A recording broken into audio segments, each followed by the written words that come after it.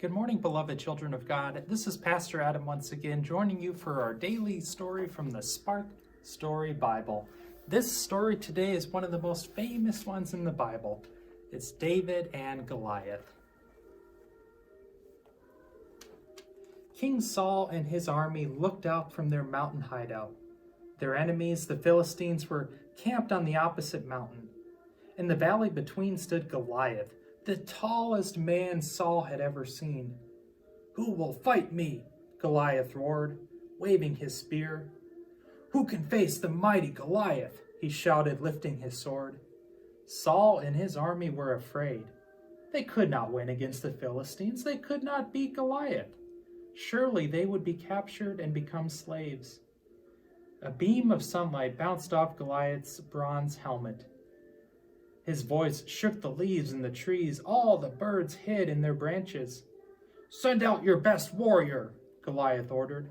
"Let him fight against me. If I win, you will be our slaves. If your soldier wins, we will serve you and your God." Saul waited. No one stepped forward to take Goliath's challenge. Saul felt a small tug on his sleeve. Looking down, he saw David, a young shepherd boy. "I will do it, King Saul," David said. "I will fight Goliath."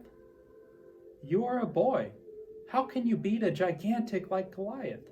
Saul turned to go away. "Wait, King Saul," David said. "God protects me from the wolves and bears that go after my sheep. God will protect me now too." David reached down and picked up 5 smooth stones. In his right hand, he carried the same sling he used to chase away the wolves and wild animals.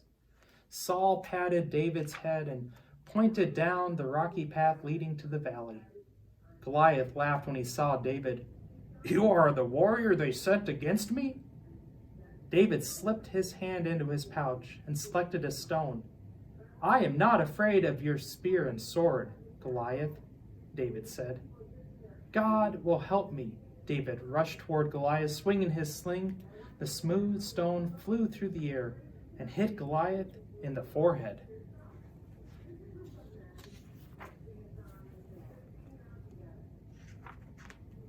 Down, down, down Goliath fell. Down fell his sword. Down fell his spear. Down fell his mighty shield. David picked up Goliath's bronze helmet from the ground and held it high in the air. Saul and all his soldiers rose up with the shout, "David, a small shepherd boy, had beaten the mighty Goliath." When the Philistines saw that Goliath had fallen, they were afraid and ran away. Trusting in God gave David courage when he needed it most. And our invitation from the story today is to keep a small, smooth stone in your pocket and touch it whenever you feel afraid.